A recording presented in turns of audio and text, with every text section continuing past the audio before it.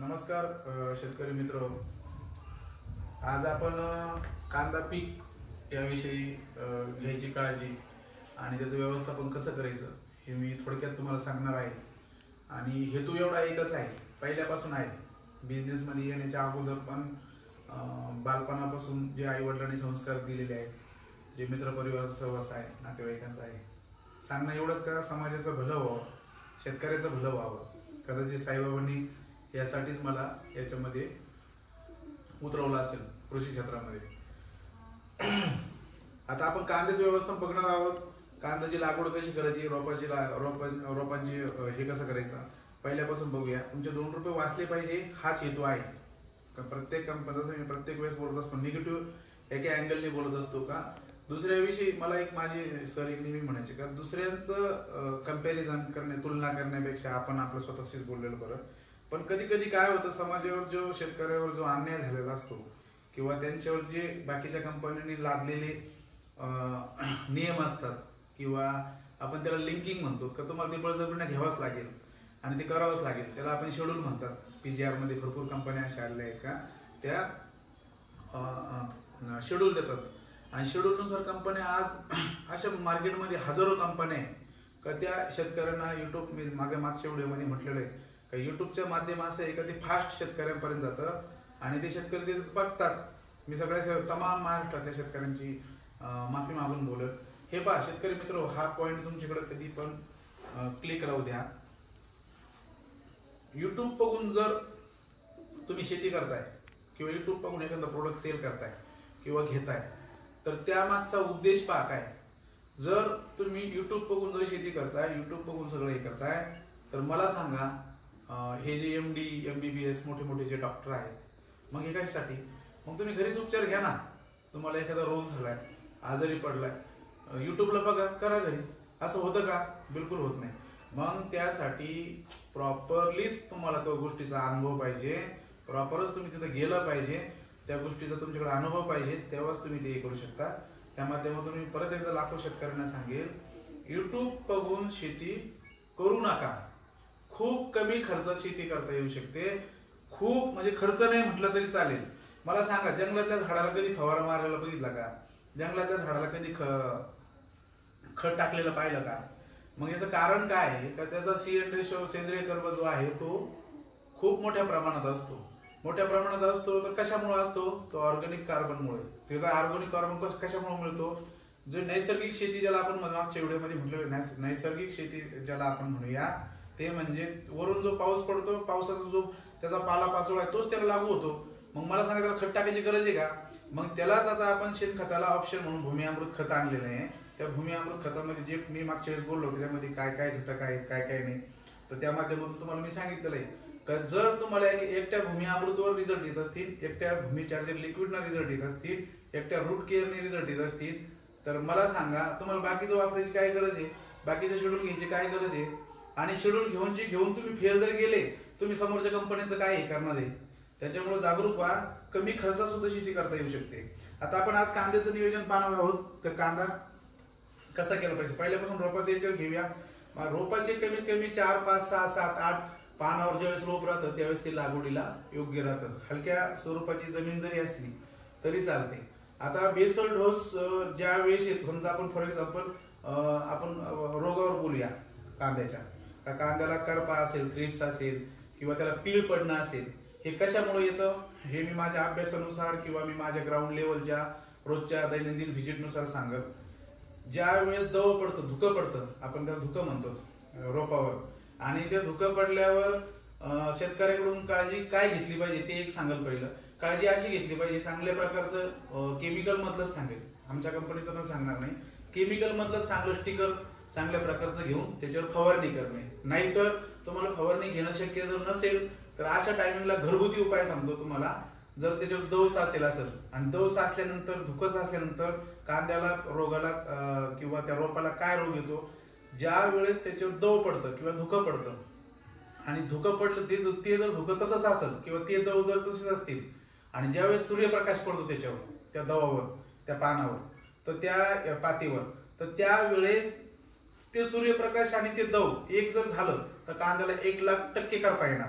मग ते टाळण्यासाठी घरगुती उपाय जर म्हटलं, तुम्हाला जर स्टिकर वगैरे स्प्रे फवारणी नसेल घ्यायचं, तर घरगुती उपाय म्हटलं साडी असते ती आपल्या घरी साडी खालचा एक जणांनी पदर धरून दुसरा एक पदर धरून ती कांद्याच्या रोपावर अशी ती पूर्ण हलून घ्या, जेणेकरून ते दव धुकं सगळं खाली पडून जाईल, मग त्याच्यावर दव साचणार नाही. म्हणजे ह्या प्रकारे तुमच्या कांद्याच्या रोपाची काळजी घ्या.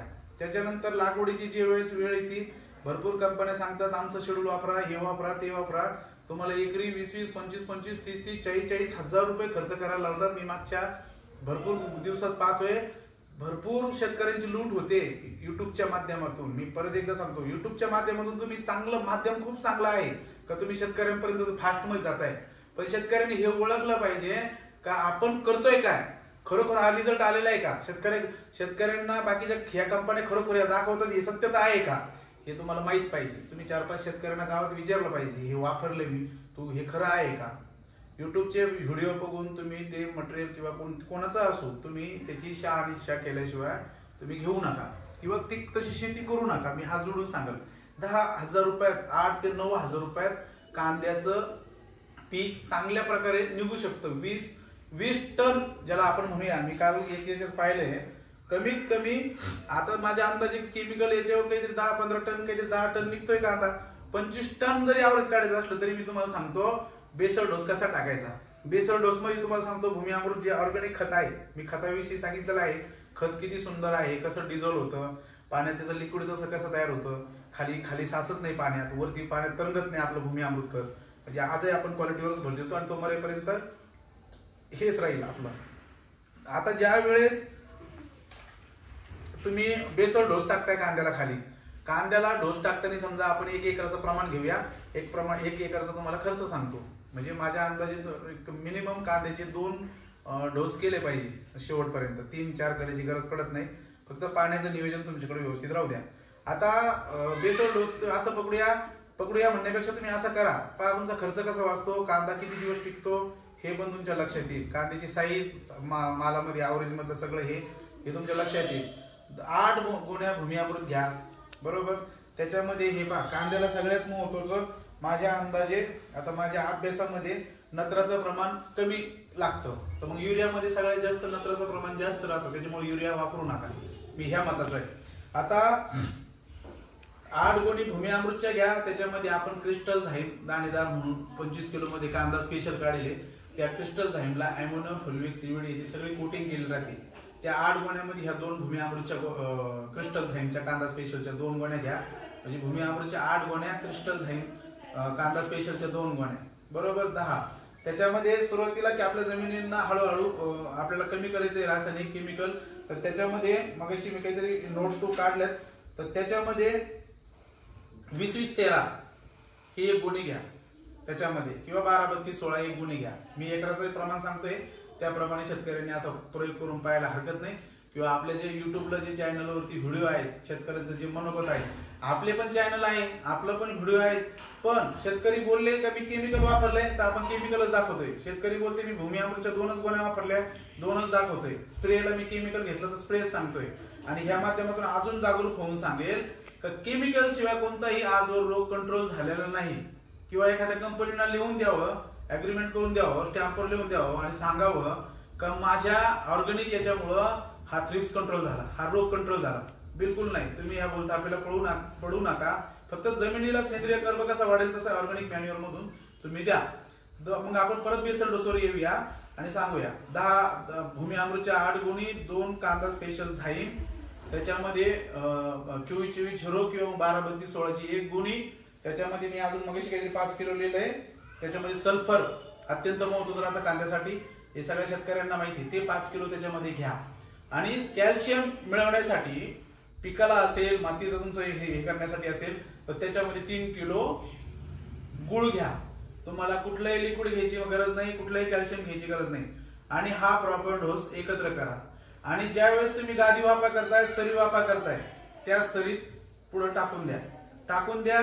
तर ज्यावेळेस आपण जसं आपला काय म्हणतात त्याला, आपला घास असेल, कांदा बी टाकणं असेल, जसं आपण राळतो त्या टाईप त्याला खालीवरती हलवून घ्या. म्हणजे जेणेकरून ज्यावेळेस तुम्ही ते कांद्याचं रोप कोरड्यात लावताय, ओल्यात लावताय, त्याला ते एकजीव होऊन जाते. म्हणजे ती मातीआड करा सगळं खत, म्हणजे खाली मातीआड झालं पाहिजे.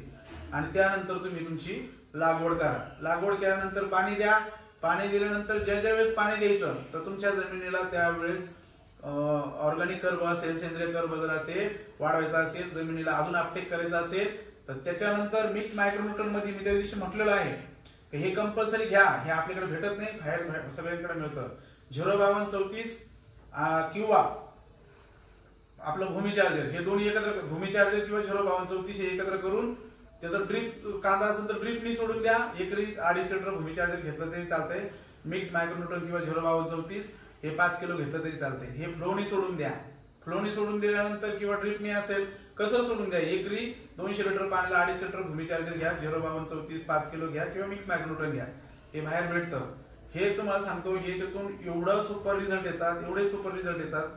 सगळ्यात महत्वाचं माझा हाच विषय राहणार इथून पुढे कायम, शेतकऱ्यांनी जागरूक झालं पाहिजे आणि तुमचा खर्च कमी केला पाहिजे. तुमच्या खर्चामुळे तुमचं सगळं गणित बिघडतंय. आणि दुसरी गोष्ट, केमिकल वाले, मला कोणावर ऑब्जेक्शन घ्यायचं नाहीये, पण तुम्हाला उधार देतात, वर्षभर टिपून ठेवायला लावतात. त्याच्यामुळे तुम्हाला वाटतं ठीक आहे, रोप आल्यानंतर, कांदा आल्यानंतर आपण पैसे देऊया. ही पद्धत साफ चुकीची. कॅश घ्या पण जागरूक शेती करा. बरोबर.